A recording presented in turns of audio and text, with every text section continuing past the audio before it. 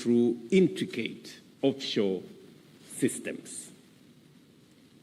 We therefore need greater vigilance, more robust partnerships, and integrated international responses to identify, investigate, and prosecute those behind these crimes.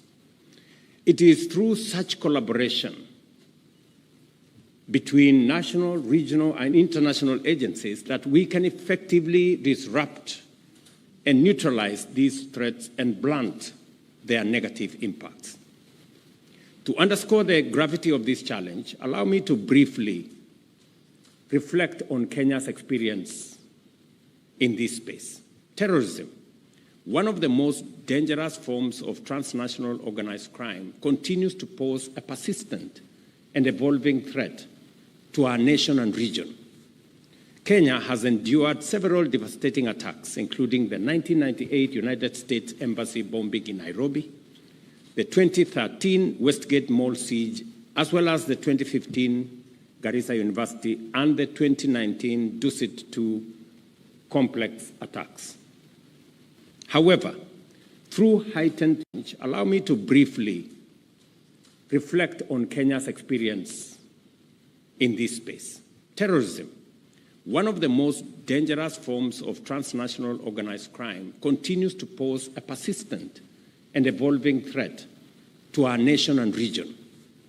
Kenya has endured several devastating attacks, including the 1998 United States Embassy bombing in Nairobi, the 2013 Westgate Mall siege, as well as the 2015 Garissa University and the 2019 Dusit 2 complex attacks.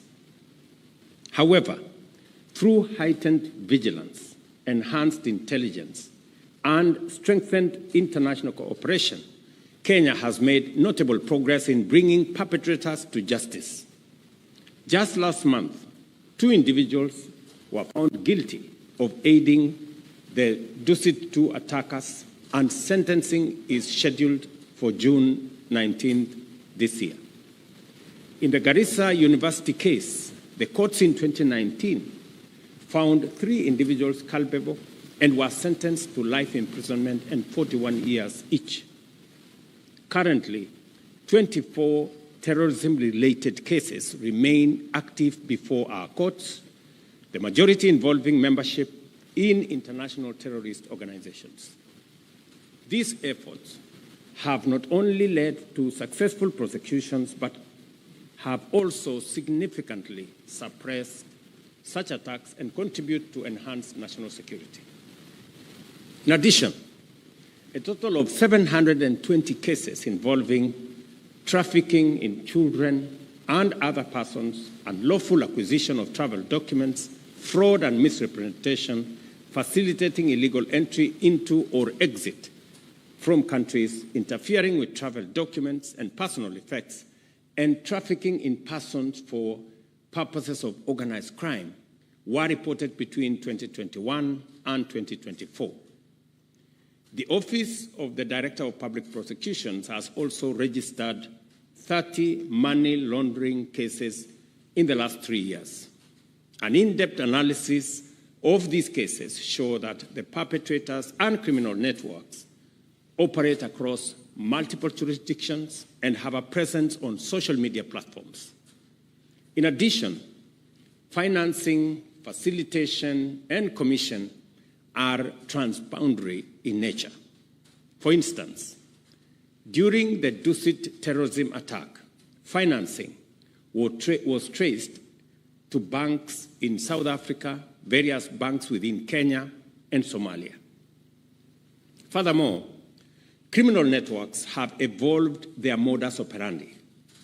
In human trafficking cases, often terrorists pose as victims to facilitate the movement across borders. They also operate through sophisticated, encrypted social media platforms and increasingly use cryptocurrency to finance their activities. These cases underscore the scale and complexity of the threat we face and the urgency of sustained and coordinated action. Therefore, the theme of this conference building partnerships, a united front against transnational organized crimes could not be more timely.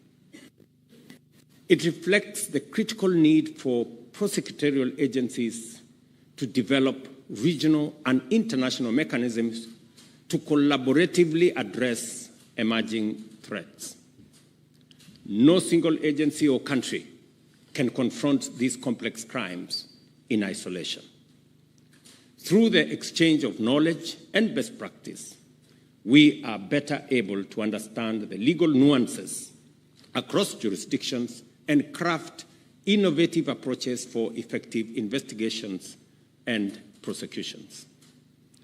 Mutual legal assistance and extradition remain vital pillars of this effort. They provide formal pathways for cross-border information sharing. Joint investigations allow for real-time collaboration and pooled expertise, enabling us to dismantle criminal networks more effectively. I am aware that the Office of the Director of Public Prosecutions in Kenya has signed MOUs with various prosecutorial agencies, including Azerbaijan, Morocco, Qatar, and Saudi Arabia. These partnerships are instrumental in enhancing collaboration on matters relating to terrorism and terrorism financing, transnational organized crime, and in building the capacity of prosecutors to respond more effectively to these complex threats. We must also work towards the harmonization of legal frameworks, align national laws across jurisdictions is essential to building a truly global front against transnational organized crime. Equally important is the vigorous pursuit of asset tracing, confiscation, and forfeiture. Denying criminal enterprises the proceeds of their illicit activities is key to undermining their operations. I challenge the heads of prosecution agencies here to give priority to this particular endeavor. On our part, Kenya is committed to enhancing the resources and capacity of the Office of the Director of Public Prosecutions to lead these efforts both regionally and internationally. Importantly, the revamping of our anti-money laundering and asset forfeiture framework is a testament to our commitment. It reflects our pursuit of greater specialization, stronger institutions, and high-quality investigations. The government of Kenya remains committed to upholding the rule of law and advancing a human rights-centered approach to prosecution and pursuit of justice. Ladies and gentlemen, this conference has offered a valuable platform to share experiences, learn from one another, and explore innovative solutions to the emerging threats facing our countries. I look forward to the recommendations from this gathering and assure you of the Government of Kenya's full support in funding and empowering the Office of the Director of Public Prosecution for their implementation effectively. And allow me to say one more thing. In the conversations I had earlier with friends and colleagues, the place of technology in supporting governance in general, criminal justice and prosecutions in particular, cannot be gainsaid. We have seen the evolution of use of technology in many spaces. At the moment in Kenya, we are using technology to collect our taxes. We are using technology to deploy support for farmers in our input program. We're using technology on our universal health coverage plan. We are using technology in many aspects. And we have seen the robust use of technology in the criminal justice system, in matters relating to scheduling of cases, hearing of some cases. And therefore, I want to encourage prosecutors, the directors of public prosecution in our Commonwealth, to leverage on technology and to see how we can better use technology, especially when we are tackling crimes that go beyond physical borders. Some of those crimes are committed with the support of technology. And it therefore makes sense for us to leverage on technology to deal with the challenges that today face our nations. And therefore, as we look at the future, where is the place of technology?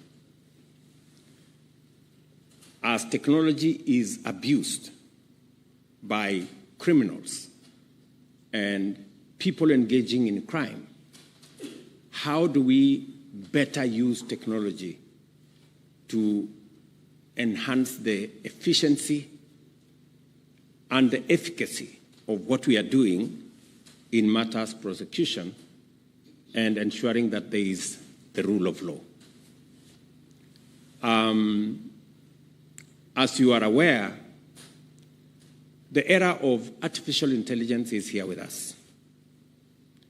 And it comes both as a threat, but much more importantly, as an asset for us to use to be able to better manage global governance.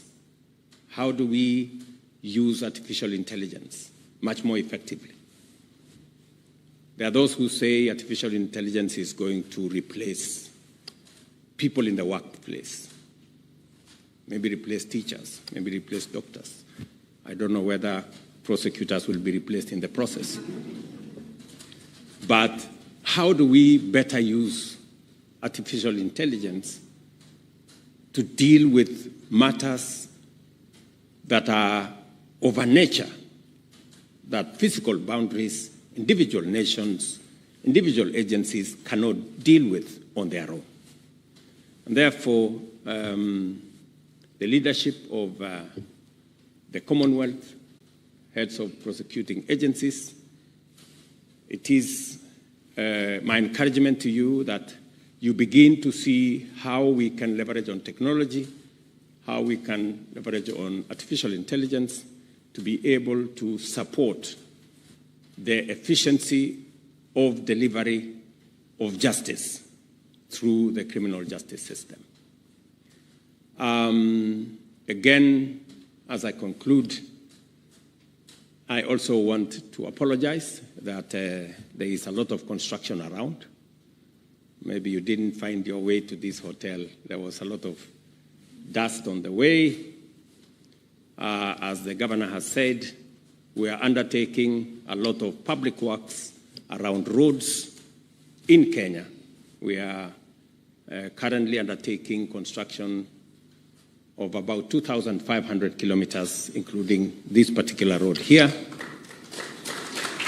There is also a lot of construction around housing, markets, hostels, stadia, as we transform our region and provide for public services and goods to the people of Kenya, including social infrastructure. And therefore, bear with us as we do this. It only makes your next conference better.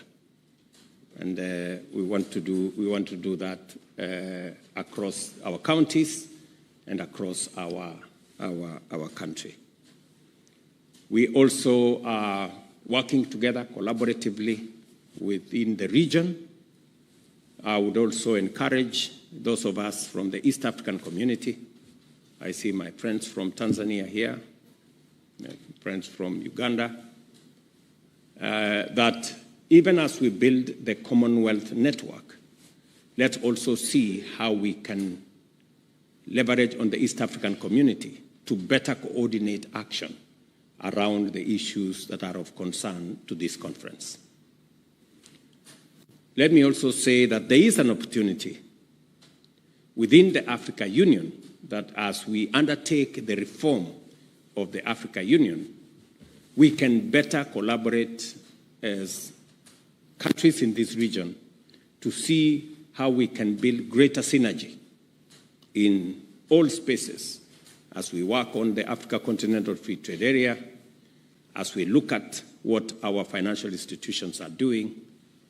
And I think the areas of governance, criminal justice system, and prosecution should not be left behind as we build the networks to better leverage the opportunities that exist in our continent and to better deploy the assets and the resources we have, whether it is the human capital that exists in plenty in our continent or the resources, mineral and natural resources that are available in our continent to better improve the quality of life and the place of citizens of our countries and of our region. Ladies and gentlemen, it is now my pleasure to declare the 23rd Commonwealth Heads of Prosecuting Agencies Conference closed. Thank you very much. I wish you the very best. Thank you.